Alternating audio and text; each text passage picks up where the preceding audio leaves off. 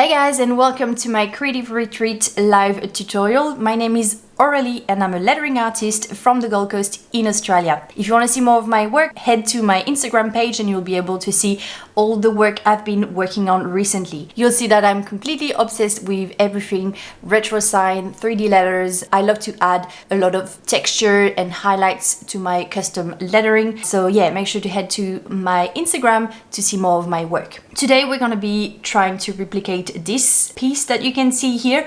It's a custom lettering and we're going to try and recreate that bevel effect as well as that dimensional effect with the cast shadow. So let's get straight into it. I have given you the actual template of the word rolling, so it's custom lettering. At this stage you're more than welcome to use this template or create one of your own. So you can use any type of script lettering for this artwork, but if you feel a little bit intimidated and this is the first time you're doing it, I would recommend using my template. So this is a PNG file, so there is hopefully no background. What we are going to do is go into Procreate first of all.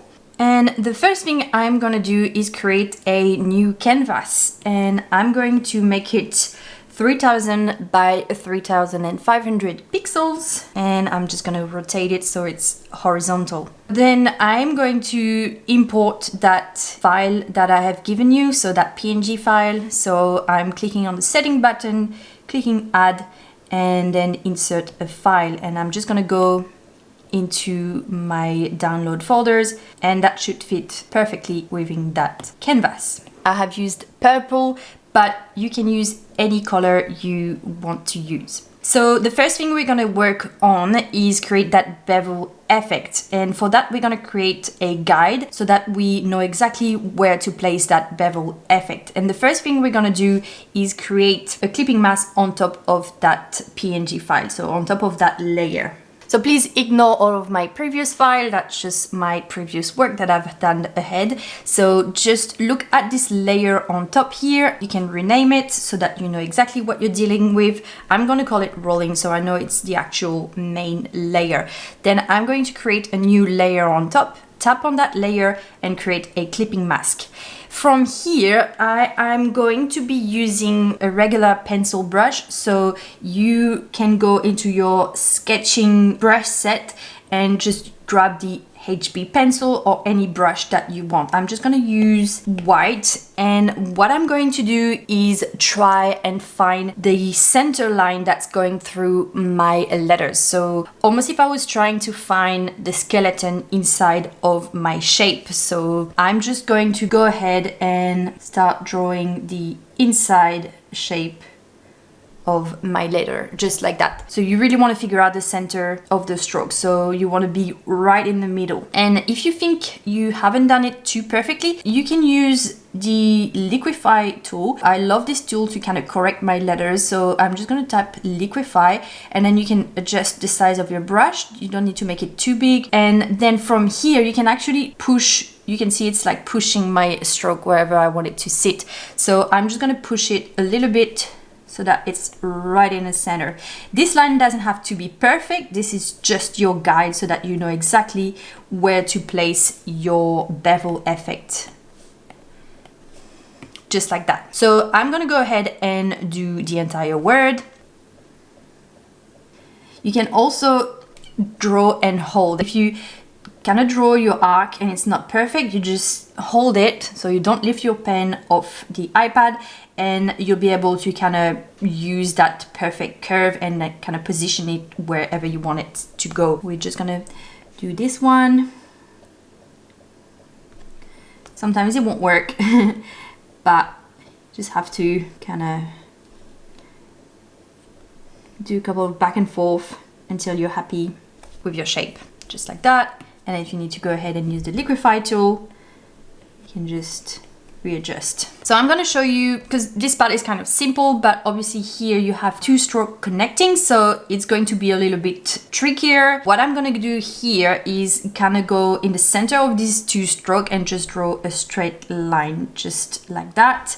And then it's just a matter of connecting those angles to this point. So if it still feels a little bit complicated, if you do a couple, it will make more sense. But like I said, if you think this is a little bit tricky and confusing, please use mine as a reference. Just redo what I've done and it will make sense once you do it as well. So this is pretty much all I'm doing. I'm just connecting this inside stroke to this stroke there. And then you can use also like an eraser to make sure your line is looking good. And let's go ahead and do this one. So I'm doing the same thing, imagining the stroke right in the center, and then I'm going to connect this stroke all the way to here, and then connecting this angle to that same spot over there. And let's see how we have to do when we have two lines crossing each other.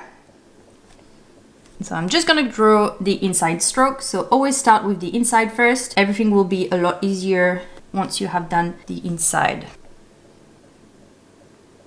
All right, so I have my little skeleton, and then all I need to do is connect this angle here to this point here. So I'm gonna go ahead and just draw it like that. And I'm not drawing like a very straight line because obviously I want to give this illusion that my letter form is kind of rounded and coming up. So I'm just gonna draw a bit of a like curved line just like that.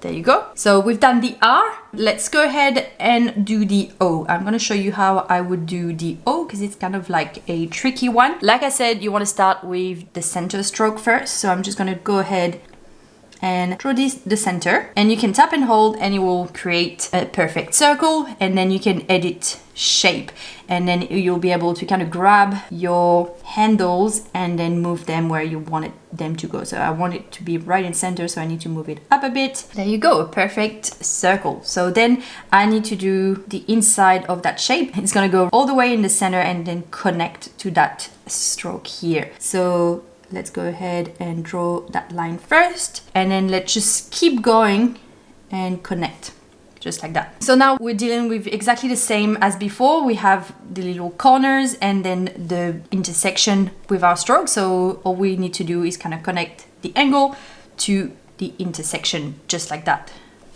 Gonna do that all the way. There you go. And then here, because it's a smooth curve, we don't need to connect anything. We just want to connect this one because it's a sharp angle. So hopefully that makes sense. Like I've said, if you need to, please use mine as a reference. Otherwise, it's a good challenge to try and figure out how to create that bevel effect. Remember, it's all about starting at the center and then connecting the edges. All right, so this is what the word looks like once it's completely finished. You can see I've done the same thing here. These were a little bit more tricky, so feel free to pause and just look at what I've done here. Like I said, it doesn't have to be exactly perfect because, oh, I forgot this bit, as you can see. So actually I can demonstrate. So you keep going with your center line and then you connect this point to the angle right there. And this is what I've done on all of those shapes here. They're not exactly perfect, but it's okay because it's just a reference. The title on the eye, I have actually just done a cross. This will be our reference point because you'll see that when we start adding texture and shadow, we want to make sure that every shape at the top has a lighter color, every shape at the bottom has a darker color, and then the two sides can be kind of even.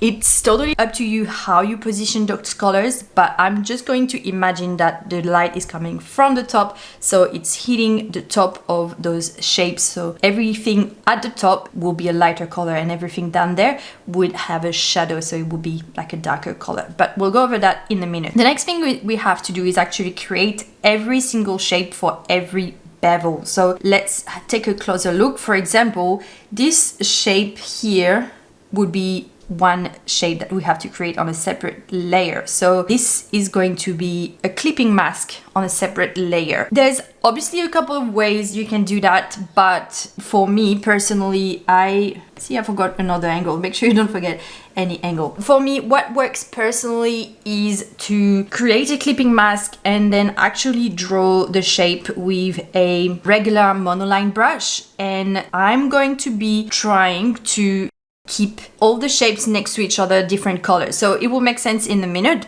but you want to have every shape on a separate layer. So that will be a lot easier than to add texture and color. So what I'm going to do is just lower the opacity of that sketch. So just the outline. You can see I'm just going to lower the opacity just to about 28%. And then I'm going to tap on that layer and create a new layer. So it's going to create a clipping mask right underneath that sketch. That's where I'm going to start drawing the shapes. So I'm just going to grab a monoline brush. You can grab the one from the calligraphy brush set called Monoline. It will work just fine. And then I'm going to use a different color of purple. It doesn't matter at this stage which color you're using and where you are positioning those colors. All you want to do is create every single shape on a separate layer with a different color. It will make more sense once we do it, but I'm just going to grab a very light purple and I'm just going to go ahead and start drawing this shape here. So what I'm doing is simply, I'm going to make my brush a bit smaller, is simply going in the center again, tap and hold to get that nice curve, position my shape, and then I'm going to go around the edges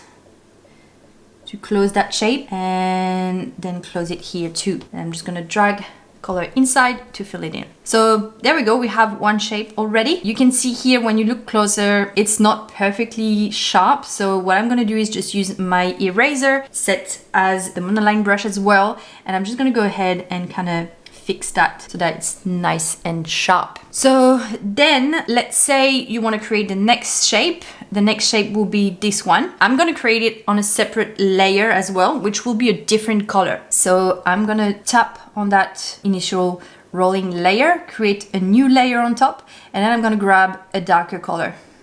And then I'm going to do the exact same thing. I'm going to start drawing my shape as best as possible and going all around the edges, trying to be as precise as possible. And I'm going to close the shape here. You can see I'm like underneath that shape, so I don't need to worry too much about what's going under because it will never be visible anyway. So you just want to worry about what you can see. And then you can see here that this bit is kind of coming off to the side. So I'm just going to use my eraser and make it look nice and sharp. All right, now I have two different shapes next to each other, but I actually do not need to create this shape, nor do I need to create this one because it's already there. Like we can add the color to the actual initial layer, so the rolling layer. So I don't need to create that shape. The next thing I would need to do is create this shape. So I can use this same color as this. So I'm just tapping and hold to grab that color. And then I'm gonna go back to that layer and then I'm gonna draw on that layer. So the layer that has this shape. It will be a lot easier once you have everything on separate layers and everything is kind of color coded. It is just my method. Obviously you could do anything on separate layers. You could do everything on one layer. It doesn't really matter, but it will help when we try and add textures and dimension and colors. So try and be organized and have all of your shape the same color on the same layer and have everything on different layers, because it will help when we then add the texture. So I'm gonna do the same thing. I'm gonna draw this shape. So it might take a little bit of back and forth so that you get it right. And I need to fix this, just like that. Adding the color, mixing here. There you go. So that's what we're gonna be doing for the entire word. I know it's a tedious step, but it really will look really good at the end. So I totally suggest that you kind of stick to it and make an effort to do every shape. If you also want to make it easier for you, I would say just do a shorter word. But yeah, if you want to do this one, it will take a bit of time, that's for sure, but it's totally worth the result at the end. So of course, like I said, you want to have different colors for each shape. Obviously, you don't want to have two colors next to each other. So for example, I wouldn't do a shape here that is that color. The only instance where it's gonna kind of be tricky is for this inside shape, for example, because you can see like you would start this shape here, go all the way there and then come back, and it's actually just one shape. Like, so you pretty much won't be able to separate those two sides of the bevel. You are going to just do one color for this one, it's fine. And then once we add the color, we can actually figure out a way to kind of make this shape more separate and look distinct. But yeah, the rest should be pretty straightforward. You won't need my help for that. You can do all of the letters by yourself. I have created mine already, so I'm gonna show you what they look like. Alright, so this is my word with all of the shape done on a separate layer with separate colors. I had to use 4 different colors. So I have this lighter color like we did at the start. I have this darker color. I have the actual color of the actual word rolling, and I had to create like an extra shade of lighter purple. If you need to, you can do that. Probably will need to, but yeah, 3 to 4 colors should be just fine. I'm going to show you just one little trick when trying to find colors, because you want to be using the same color and try and use different shades of that same color. Let's say, for example, this is my main color, this is my purple, and if you go into the classic colors, you will see that's your purple here, and then that's your purple with a bit more black and with a bit more white and a bit more saturated and desaturated. So what you would want to do in order to get a tint of that color, you would go up that way. You want to get a shade, so a darker color, you will go that way. So this is how I kind of do it to get darker shades and lighter shades. So yeah, this is my main purple, and that's how I kind of came up with those different tints. All right, so the hard part is done, guys, I promise. Now for the fun part. So we are actually going to give dimension and texture to our word, because at the moment all of the colors are all over the place. It still looks cool, but it doesn't look anything realistic like a real bevel. So we are going to go ahead and grab our atom brush. This is the brush I have given you. It's like a grainy brush that will help you kind of create that really cool texture. So we are going to be using the alpha lock for that. So it's going to distort your layer and you won't be able to go back to your original color. So what you want to do is just create a backup of your layers just in case you need to go back and you're kind of not happy with the end result. So I have my word rolling.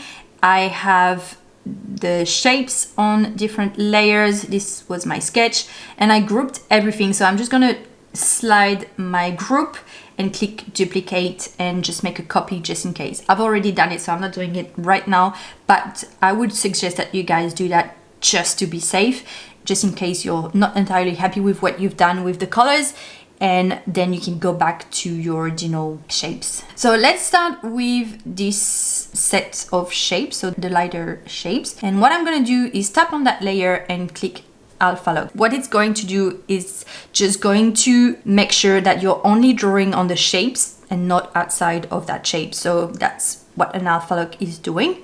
So I'm gonna grab my atom grain brush and I'm gonna grab my actual original purple, and I'm just gonna go ahead and start shading.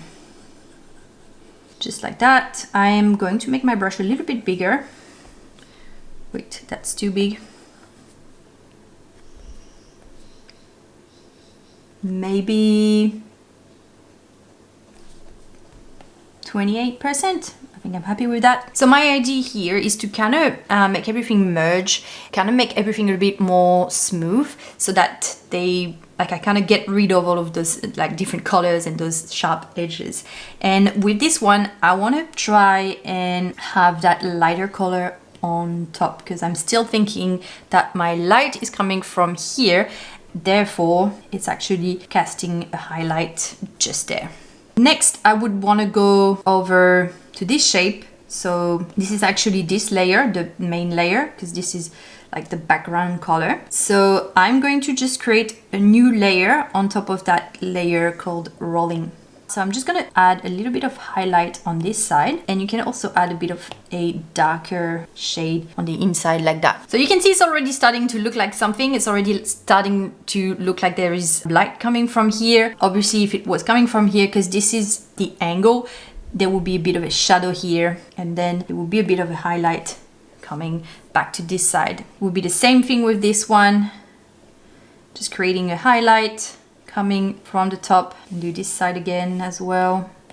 Now that I'm on that layer, then I'm gonna do this layer. So this is the dark shapes. I'm going to just tap on that layer, create an alpha look, and then using that purple, that main shade of purple, I'm just gonna highlight this area and then create a bit more highlight here as well. And you've probably guessed it, we're gonna be doing that for every single shape. I'm gonna do the O so you guys can see how I would do it. Pretty much I'm trying to get that nice purple all the way around because that's the like basic color. And then a bit of highlight on the top and a bit of shadow down here.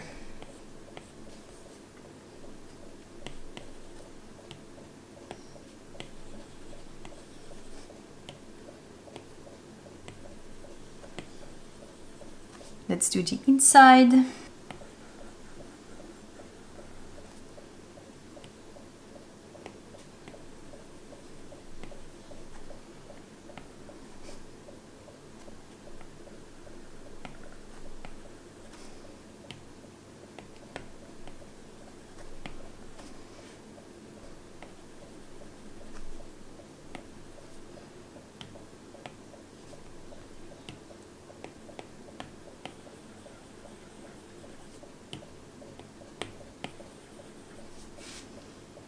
Let's do this shape here. You can see the first thing I'm trying to do is kind of give it this basic purple shade first, because that's our like primary color. And then just adding a bit of highlights where I think I need some highlight, and adding a bit of shadow where I think I need a bit of shadow. So I'm pretty much just working with 3 colors here, guys. It's all you need to create that illusion of shadow and highlight. Making sure everything underneath is dark, everything on top is light. And that's pretty much all you need to do to give that really cool dimensional effect to your letter. It's a bit of a trial and error game as well. So you're not gonna get it perfect every time the first go. Like you need to try a few things, see if that works, see if it needs to be a bit darker, a bit lighter. I would recommend to really take your time. Don't rush this process. It's a good thing as well to kind of step back and look at what you're doing, see if it's looking any good or if there's anything that doesn't look too right. It's all about adjusting as well. Like, it doesn't have to be exactly perfect. If something is on the top but it's not exactly super light, it's fine. What you really want to try and create is contrast. So you can see here I'm really trying to make that lighter, that shape lighter, so it would contrast with this shape here, and that's what's really going to give you that dimensional effect. It's that contrast. As you can see here, it's kind of tricky to create that contrast. You can see those 2 shapes are kind of like blended into one shape, so that's what I was talking about earlier. And in order to fix that, you would kind of have to create that highlight on a separate layer and then erase the part that you don't need. So what I'm gonna do is create a new layer right on top of that actual dark shape. I'm gonna grab my lighter brush, create a highlight. You can see it's gonna go on the other shape. So this is kind of tricky, kind of annoying, but we can fix that. I'm going all the way there, and then what I'm gonna do is grab my eraser and just hide every area that I don't want to be affected by that highlight. I'm just gonna use my eraser to hide the highlight, and then I'm gonna hide it on this side as well, so it's nice and sharp. And you can see it's already creating that contrast, and that's what I wanted. So now it looks much better. I'm gonna keep going with this bit of shadow, bit of highlight.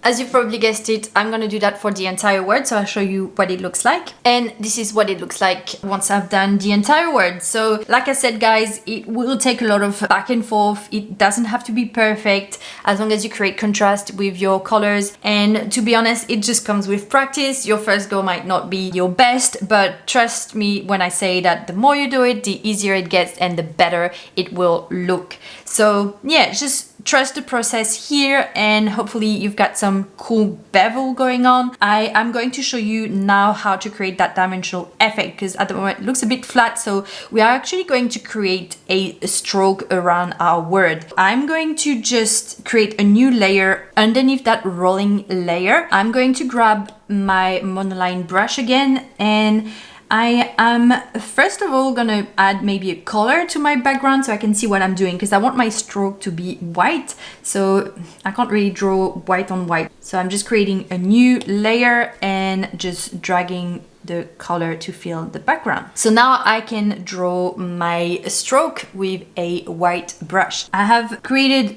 a new layer just underneath that rolling layer, and I'm just gonna grab white. And here, guys, all you have to do is kind of draw around the edges and draw your stroke. So I know a lot of people have like different techniques using the blur tool and things like that. If you want to do that, please do so, by all means, it's totally fine. I personally don't use that method because it's pixelated. I think it's better to just draw all the stroke entirely by hand. I have my own way of doing it, which I think makes it a little bit easier. So I'll show you now. I'm just going to go around the edges like that, try and have the same amount of distance in between my word and my stroke. That's pretty much all you have to do, and try and make it as consistent as possible, and you can tap and hold and kind of position your shape where you need to. I'm just gonna go all around the edges like that,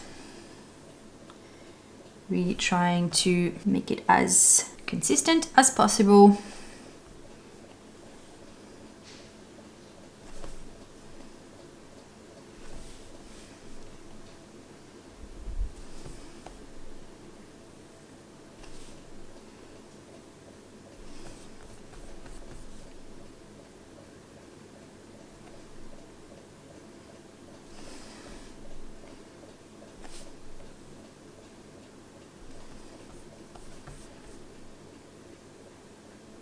Then you've probably guessed it, what I'm just gonna do is fill in that shape, and that should give you a stroke that's pretty okay, I suppose. It's never gonna be perfect, like a perfect stroke, but you're gonna have to do your best if you want something that's not pixelated. And you can erase some parts if it's too big or too small. So I've done my entire stroke. It's on a separate layer, and you want to rename that layer. So I'm gonna call it stroke.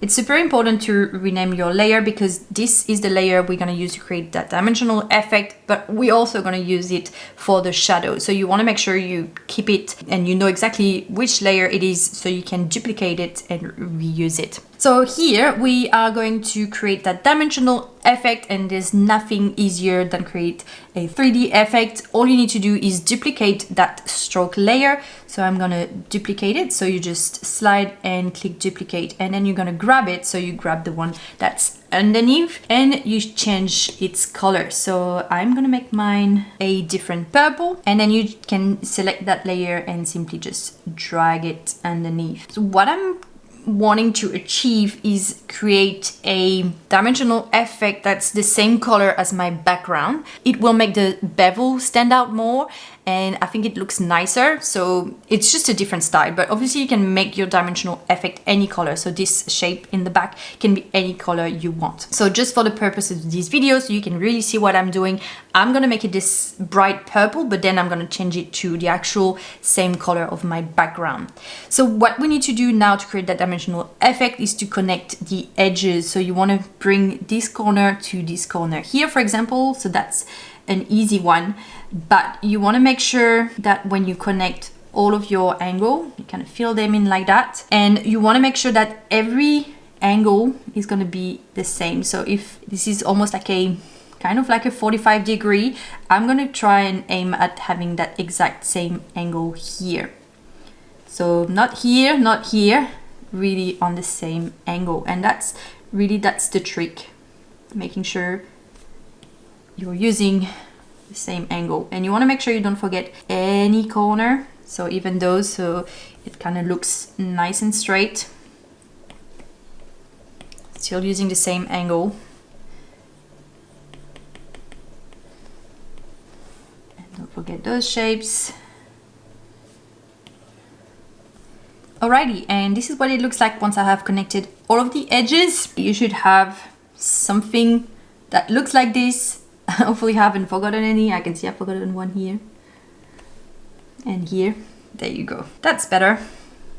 So the next thing I want to do is create that cast shadow. So I have my light coming from here. So I want a shadow that's going to go maybe towards here. It should go here, but I think it's a bit boring. A little bit not as cool. So I'm going to keep it on an angle here. So what I need to do to create that shadow is to reuse that exact same stroke layer that I created. So the white stroke layer. So I'm going to duplicate it and bring it all the way under all of my layers. I'm going to make it a darker shade of purple and I'm gonna move it somewhere around here. You can already see what it's doing. I love it. It's already creating that really cool shadow effect. Yeah, somewhere around here looks good. What I need to do then is to connect the edges once again. It's very simple. You just grab your monoline brush and you kind of connect the edges so that everything once again is on the same angle, so everything is going that way. I would say with a shadow, don't hesitate to add a bit more if needed. Like for example, here, there's all of this area here. So what I'm gonna do is simply just select the whole thing and just add shadow all the way there. Even this bit here, like you can bring the shadow all the way there. Because let's say you have lights here, like it would be tricky for the light to kind of come just here. That would be a bit strange. So you wanna put the shadow everywhere. Like that. Bring in the shadow all the way here. Gonna fix those little spots. Up in here. You obviously want to make sure you close the shape first, otherwise it's gonna add shadow on the entire artboard.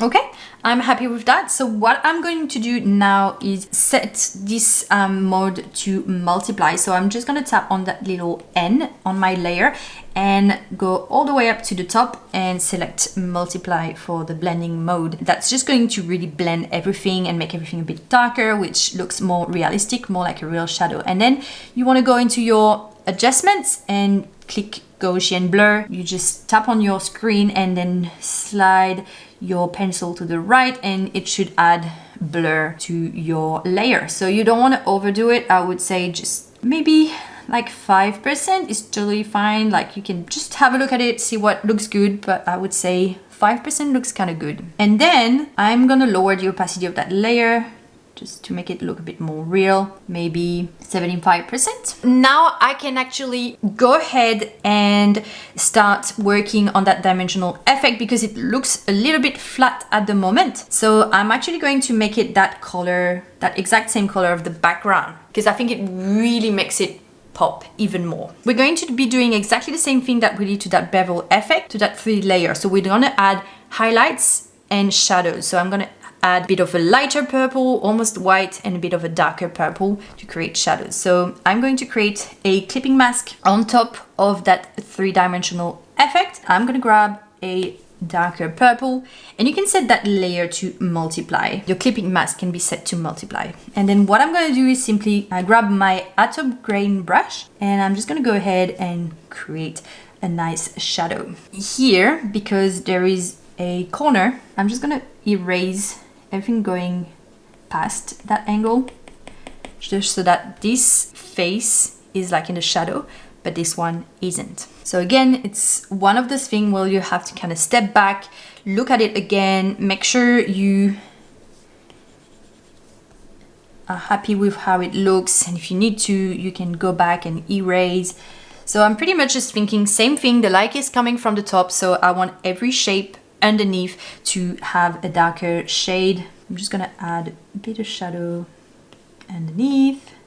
And then I am going to grab a lighter shade, but I don't want to use white. I want to use the exact same color as my 3-dimensional effect.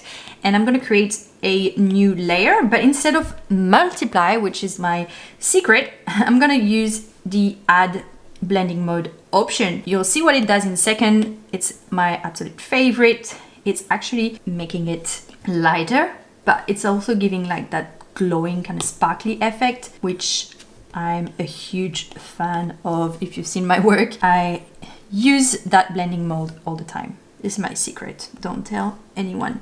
Yeah, just go ahead and add the highlights wherever you think you need highlights. All right, guys, we're nearly done here. I could totally leave that artwork just like that and be done with it, but I am going to add one last little detail, and that's really one of my favorite things to add. So for this one, you can use the light pen from the Luminance brush set. It will do the same thing, but I'm going to be using a mine that I created for my 3D letters toolkit. So I'm going to use the highlight pen, which I have made a little bit different. I have made it a little bit thinner, but it will do exactly the same thing, guys. So feel free to use that if you don't have this one. So I'm gonna grab my highlight pen and I'm gonna create a new layer on top of absolutely everything else. And I'm gonna use the add blending mode again, and then I'm going to use that lighter shade of purple. You can use white, but I feel like using a bit of purple kind of gives it a little bit of a color,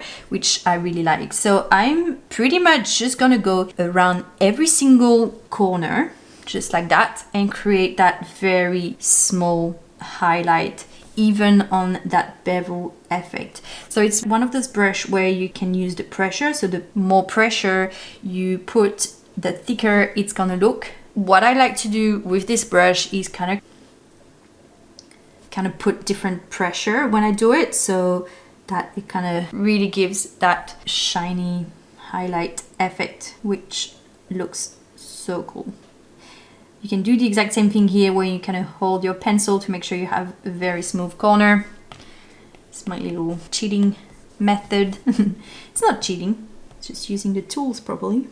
And this is what it looks like once I've added all of those highlights. I want to keep it nice and subtle. You don't want to overdo it, otherwise it's gonna look completely strange. So keep it very subtle. You can do the exact same thing and add a little flare. So I'm using the lens flare from my 3D letters toolkit. You're more than welcome to use any other flares that you can find. You can create one of your own, or make sure to check out my 3D letters toolkit. I love this flare and I know so many of you have been loving it as well, but yeah, same thing again, you don't want to overdo it, but I absolutely love it. You can add it wherever you think needs this little highlight. And there you go. I've also added some stars on the sides. You can draw your own star, I'm pretty sure. You can also add anything you want or just leave it like that. And this is what the end result looks like. I have added a bit of a grainy effect. I've kind of added a little bit of pink, just done a little bit of manipulation, but you don't have to do it, or you can do whatever you want with this word. You can use it anywhere you want. It's totally up to you, whatever you want to do and where you want to take it. So yeah, I hope you enjoyed this tutorial and it wasn't too difficult. I know it's a bit time consuming, but I absolutely love the results and I really look forward to seeing what you guys create. So make sure you tag me so I can see what you have done, and I can also share it on my Instagram. And one last thing, guys, if you have any question, you can always message me on Instagram and I'll make sure to reply. If you have any question regarding this or anything else, feel free to get in touch. See ya!